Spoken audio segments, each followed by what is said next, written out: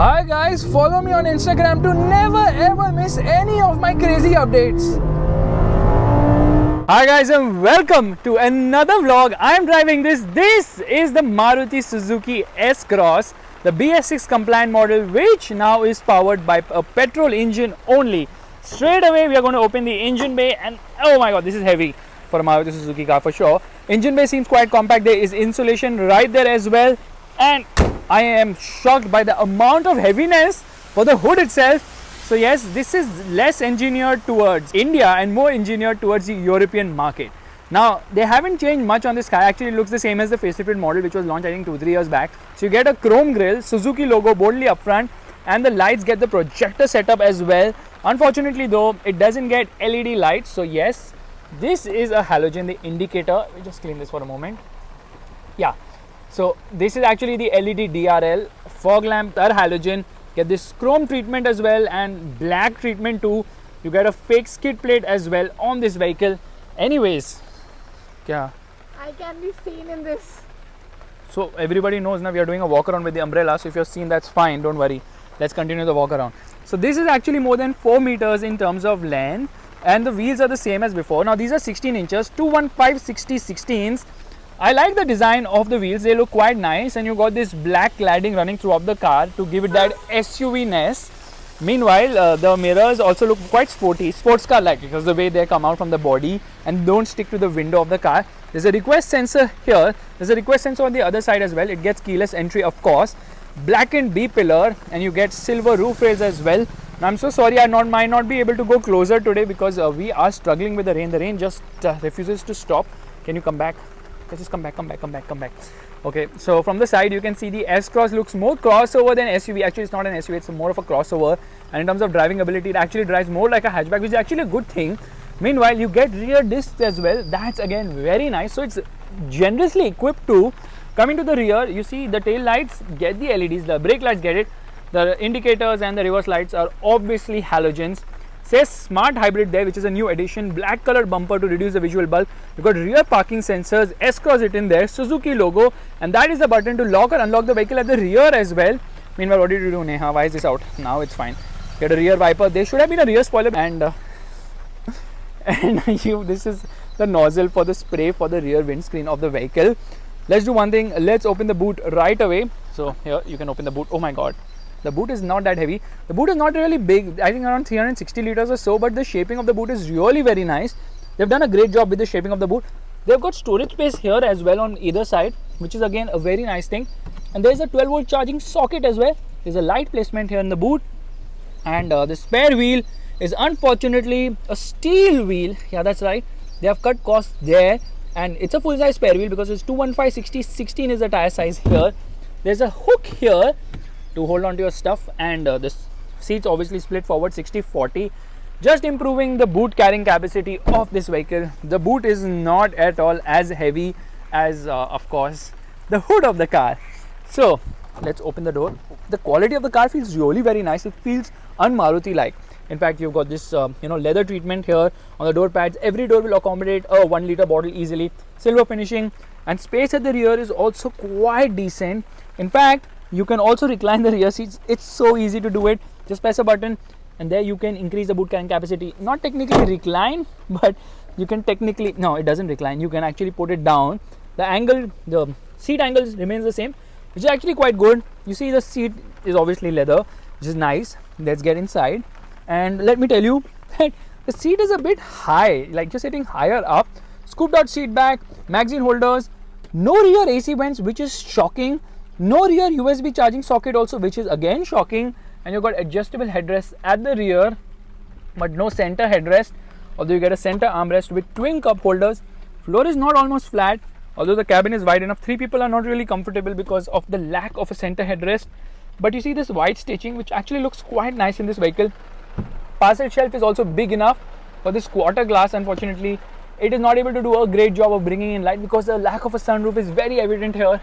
And you obviously got a hook handle, same is the case here as well, hook as well as handle, height adjustable seat belts as well. That's also very nice. But as good as the cabin is, the lack of a rear AC vent is absolutely shocking because cars much cheaper than the S-Cross also get it. See, the dashboard design actually looks very premium and nice, and overall quality is brilliant in this car. A lot of soft touch materials too, so obviously Maruti Suzuki has done a fab job in that sense. Silver finishing, seats are actually quite comfortable. Under thigh support is not the best, and headroom is just about adequate. Okay, it's raining cats, dogs, monkeys, donkeys and all that, so let's just get into the driver's seat. Today's vlog is very difficult to shoot. I don't know how we're planning to manage it. Anyways, once I get inside, you can get inside as well from the other side. Just make sure that the car does not get too wet. Okay, let's get in. Here we go. Alrighty. So this is the dashboard of the car, and this switchgear comes from older Maruti cars. This is the only fly in the otherwise good ointment here, which is a good looking cabin. Actually, quality of the cabin is really nice because you've got this soft touch material. I mean, little bit soft touch, although hard touch is also there, but this doesn't look hard at all. In fact, this looks hard and shiny and has a lot of hard plastic lower down. The glove box is decent sized as well, and it looks quite sporty. I'm surprised to say that. Nice silver finishing here as well. Now this is for the front fog light. This is for the stop start system. This is the engine start button. These are the controls for the outside mirror adjustment. You can press a button and you can close the mirrors as well. That's also a nice touch. The thing is, the cabin feels quite airy because the glass area is a lot. Especially, the way they have done the glass here feels nice. The dashboard is lower. You get a good view of what's around. Check Neha struggling in the rear view mirror. Okay, let's do one thing. Let's turn on the rear wiper to scare her silly. There you go. Yeah. So you got a rear wiper. You've got front wipers. Wipers work at good speed. Okay, phone is ringing. Goes pin comment time has come. Anyways, car has got automatic headlights. It's got automatic wipers. And it's got 2 airbags, not 6 airbags. There's cruise control system as well. These are the controls for the audio system. This is for voice commands and for phone picking or declining a call as well. And the steering has got this leather finishing. Feels really nice. This white stitching also looks quite premium. There's storage space below the front center armrest. Actually, this is a sliding front center armrest, and there is good amount of storage space as well. There is a 12-volt charging socket inside. The twin cup holders here. There's storage space here as well, along with a USB and aux port. Automatic climate control, air conditioning. This touchscreen infotainment system looks quite small. Now this is the updated one. This is the Smart Play Studio, but unfortunately it is a bit small in terms of size when compared to newer cars, especially from Hyundai, Kia. Okay, let's get into reverse right away. This is the reverse parking camera of this car, and it gets guidelines which are not adaptive, unfortunately, but it's actually a very slick unit, and it gets Apple CarPlay, it gets Android Auto connectivity as well. Now the thing is that, oh my god, what's happening? All fine, or what? You're going to fly away? Look at the challenges in a vlog. I think the trees are going to fly away today. That's what's happening right now. So this instrument cluster has got a bit of a sporty treatment too, with this blue surround. What happened? What happened? Just close the umbrella now. Yeah, what's with the struggle? The struggle is real. Is it raining or something? No. It's not raining, right? No, snowfall हो रही है. Okay, snowfall is happening. So you got this chrome line which also looks very premium, and you've got the piano black finishing here too. So Maruti's done a great job, I feel. Auto dimming inside rear view mirror. There's a sunglass holder here. There are light placement here which you can turn on by pressing this button. And there is a mirror here along with the light. That's really very premium and nice. Same is the case here as well. So some premium touches inside the car. There's a handle here. There's no handle on the driver's side. And I actually find the cabin quite airy. So I was obviously showing you the instrument cluster. It's a nice looking unit. Everything is analog, but you get a multi-information display in the center. It's actually telling you the hybrid system, how it's functioning right now. Let's change that, and you can get into various modes like instant fuel economy. What is the average fuel economy? It says 10.3 kilometers per liter right now, and the range is 415 kilometers. Average speed 21 kilometers per hour. And what is the total idling stop time? Meanwhile, it also tells you how much fuel you have saved. That's 545 ml, almost half a liter. So by buying a mild hybrid car, I have actually saved 40 rupees. Wow, amazing.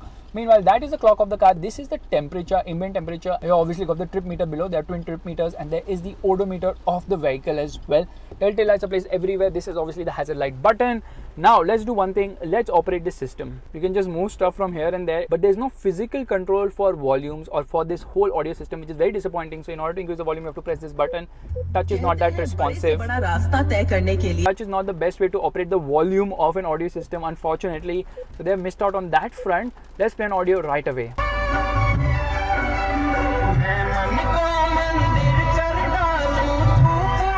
Audio quality is actually quite decent from the speakers of this vehicle, and there's not much which has changed in this car. It's the same as before in terms of features. There's nothing new other than this, of course, and the badging on the outside.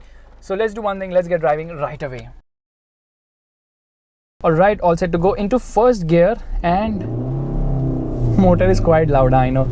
But we're going to take it smoothly around here to see how is the cornering ability of this car. And trust me when I say this Maruti S-Cross feels more like a hatchback than SUV in the way you drive. First and foremost, obviously you don't sit higher up. That's actually a bad thing because it doesn't give you a great view of what's around, but the dashboard is lower, so you get a great view of what's around, and the window area is also big enough at the front, so yes, you get a good view of what's around. But what's really impressive is the fact that the body roll of this car is very well contained. It feels nice and tight and sprays water like this. Yeah. So what I really appreciate about the S-Cross is that it feels like a hatchback to drive. So it feels nice, eager, agile.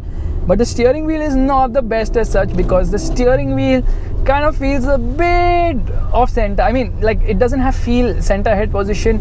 Overall, it doesn't offer much feel or feedback, but it is much better than the steering wheel which we see on the Maruti Ciaz. The steering on the Maruti Ciaz is the worst steering to have come from Maruti Suzuki. This one feels much better, but still not really a great steering in terms of feel or feedback. Yeah, you can feel a bit of the stiffness in terms of the ride is on the stiffer side for sure, but somehow it flattens up really very nicely. It's not really very stiff, but quite compliant for sure.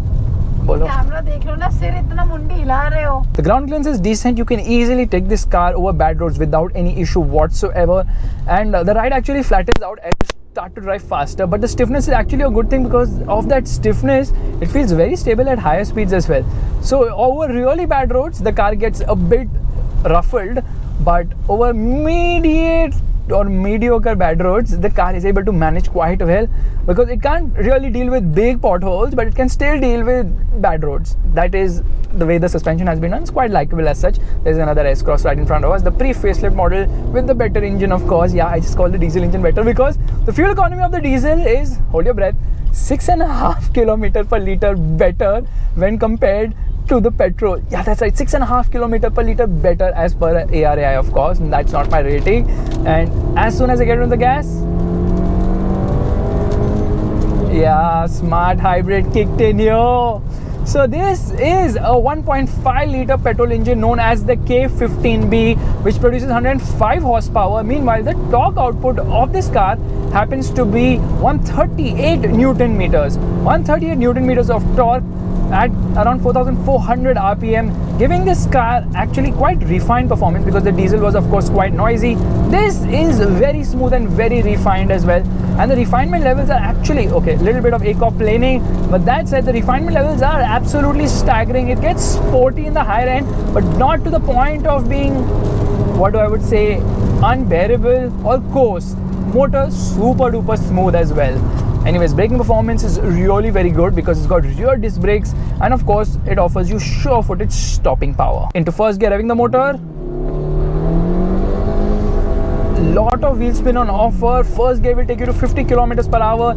Second gear will take you to almost 90 kilometers per hour. So yes, the gearing is on the taller side. The clutch is light. The gearbox is quite slick shifting as well. And this engine, when compared to the diesel, of course, doesn't have the mid-range grunt. It is more drivable for sure because it's a naturally aspirated motor, so there's no turbo lag to speak of, and thus it's quite drivable in the city. Mid-range is a bit flat and lacking, but then it wakes up again to give you a nice smack in the top end, and the top end it offers you great performance. It feels eager, it feels alive, something which you would expect from a Japanese petrol engine. So yes, it has good throttle response. The only thing is, if you want to make a quick overtake, you have to downshift, and that is because it doesn't have the mid-range of the diesel. The diesel was noisier, but it was so much more fuel efficient. It used to return a claimed mileage of 25.1 kilometers per liter. The claimed mileage of this car is around 18.58 kilometers per liter, and the automatic is 18.41 kilometers per liter. So not much difference between manual and automatic in terms of fuel economy. But the automatic is a old school 4-speed torque converter in 2020. That's shocking. There are brands in India which are offering you 10-speed auto boxes. Maruti Suzuki is giving you a stone age 4-speed auto. Like, really? That's not expected at this price point, and certainly not in 2020. We expect a better automatic gearbox for sure. Lot of wheel spin on offer, no traction control on offer here, so that's a good thing. Front wheel drive, of course, tendency to understeer obviously at the limit, but you will not go to the limit because the steering will not support that thought at all. But what will support that thought is, of course, the body roll, which is very well contained. The car feels actually quite eager around the corners, which is a good thing. Braking performance, like I told you, I really like the brakes on this car. They offer you sure-footed stopping power, good amount of grip on offer as well, and you get a good view of what's around. The only thing I'm having an issue is with the petrol engine. Now obviously this petrol engine is refined, it's smooth, it's nice, but then it is the only option you have. Actually you have automatic or a manual. We're driving a manual. It's a 5-speed unit, not a 6-speed unit. But the bigger issue here is the fact that, come on, we need more engine options. We need a diesel. Okay, diesel is gone. I cannot just fathom a lack of diesel in an S-Cross, because fuel economy is something where the S-Cross used to shine. Now it will return somewhere between 10 to 14 kilometers per liter depending on your driving style. When the official rated fuel economy is 18.4 kilometers per liter, you can just expect what you're going to get in the real world as well. Make a downshift, rev the motor, and then it picks up pace nicely, smoothly, but doesn't have the mid-range grunt of the diesel, of course, because the diesel obviously has more power, more torque as well. Actually it has more torque, not power. It had 90 horsepower but 190 newton meters of torque. This one with 105 horsepower and 130 newton meters of torque lacks in the torque department. मुझे मारो swag. Auntie green, come on auntie, go. However, it quite makes up for it with its smart hybrid tech, because this smart hybrid tech on this car certainly... What is happening? This signal is... Ours is green. Why is everyone moving? Anyways, so with the smart hybrid tech, it actually improves the fuel economy minutely. And what does this smart hybrid tech do? So it's not just another hybrid tech. So it's obviously a mild hybrid. However, it uses a lithium-ion battery. So there are two batteries. The battery is right under Neha's seat, and this battery actually does three functions. It gives you some torque assist, it does idle stop start as well, and it does brake energy regeneration too. So all these functions help in giving better acceleration and also improving the fuel economy of this car, although minutely, but it still works, and the system actually works nicely. It's a lithium-ion battery, so it's able to recharge faster, it's able to hold more battery power too. So yes, a step up there. But that said, the S-Cross needs a more powerful engine. It's not really a heavy car, it's heavier compared to other Maruti Suzuki cars, but it is very well built. It's built unlike a Maruti car which you've seen. It doesn't feel flimsy or light in any way whatsoever. Feels really nicely tied down to the road at high speeds as well because of the right suspension setup. It feels more European than Indian for sure, and that's something which lends it a great feel in the driving characteristics. But it is competing here. Yes, this is a crossover which is competing with SUVs. Although everybody is front wheel drive, and I've stalled the car, you should put it in neutral. You should put it in neutral. I'm so used to the IMT now. Alright, into first gear, revving the motor. Revs to almost 5000 RPM. Why does it redline at 6000 RPM? Okay, it is going till almost 6500 RPM, which is the usual affair with most of these Japanese engines. Gearbox is quite slick shifting. There is the aquaplaning spot. Let's slow down a bit because a lot of water getting accumulated in one spot. So the wipers actually work quite well. Decent amount of spray on offer. There's 6 sprays on offer as well. It gets ISOFIX child seat mounts. But I don't understand two things. First things first. Okay, this car obviously competes with Duster and Terrano, maybe Creta and all those cars which are more expensive, because this is absolute stellar value for money without a doubt. But I'm going to compare it with the Venue in terms of powertrain option. Now this is a naturally aspirated petrol engine. Maruti Suzuki is not offering you a turbocharged engine at all, and they have this habit. They take one engine and they'll put it in every car. They'll take some features, they'll put it in every car. They'll take some parts, they'll put it in every car. So that's one of the reasons why they have been able to do economies of scale. But being the market leader, we expect more, we expect better. We expect a turbocharged petrol engine, we expect a sunroof, we expect side airbags. At least I expect, I don't know about you, but I certainly expect all this from Maruti Suzuki. Yeah, price the car slightly more, no problem. Get another higher variant, no problem. But at least do that. As a market leader, we expect revolutionary stuff, not the same stuff, because this is the same stuff. What has happened? This petrol engine which debuted in the Ciaz also has gone to the Ertiga, gone to the XL6, come in the Vitara Brezza. So one petrol engine in 5 cars already. Same thing they did with the diesel. They put that diesel engine in every cars of theirs. So that's what Maruti Suzuki ends up doing all the time. You know, the suspension is so well done that nosedive is also well contained under braking.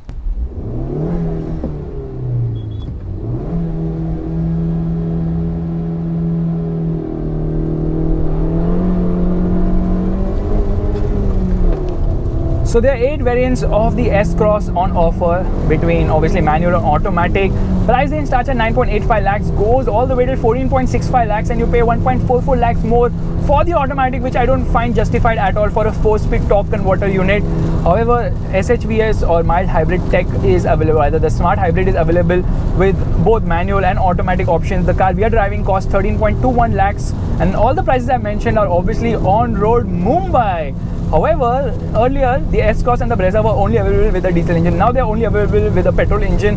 So Maruti Suzuki is just relying too much on the engines, on rather one engine to power almost all their cars, which is kind of a big bummer considering now other brands are offering so many options. Now I was talking about the Venue.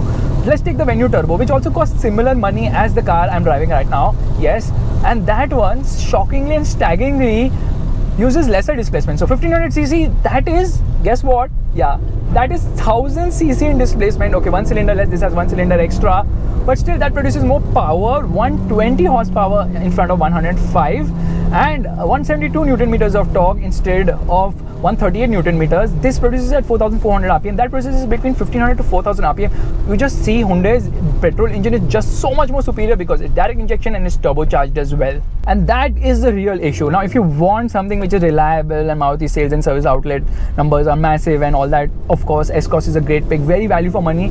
But everything is kind of old school here, nothing new as such. And then when the segment is pushing forward so hard and fast, offering you so much new stuff, Maruti Suzuki continues to offer you the same old stuff, which is kind of disappointing because we expect a lot more. I'm not saying that the car is bad. This is actually a fantastic car. It's so well built. It's by far the best Maruti Suzuki car on sale. Of course, it's Maruti's flagship as well. But for a flagship car, I definitely expect a lot more. I certainly expect 6 airbags, sunroof, and a turbo petrol engine. Okay, you can't offer diesel, no problem, but why did they make a 1.5 diesel if they never wanted to offer it in the first place and sold it for like 8 months? That doesn't make any sense whatsoever. That said, enough of cribbing. I like the S-Cross. I think it's a great car, quality levels. I mean, it's a new benchmark for a Maruti car in terms of feel-good factor, in terms of the quality, in terms of the ride, in terms of the suspension, even in terms of safety. I think they have done a great job. This feels more Suzuki than Maruti, and that's the reason why it feels so stellar.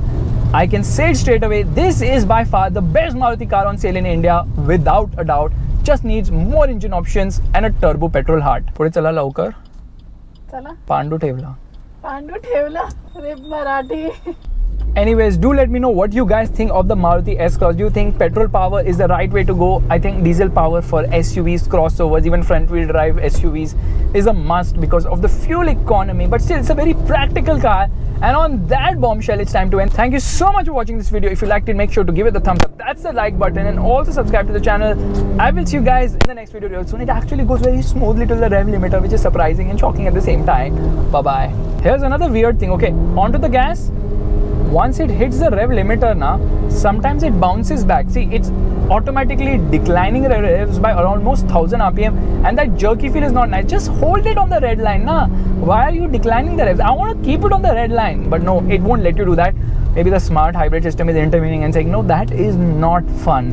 Okay, what is fun is when I stop and start by using the stop-start system. Well, Neha, how do you like the car?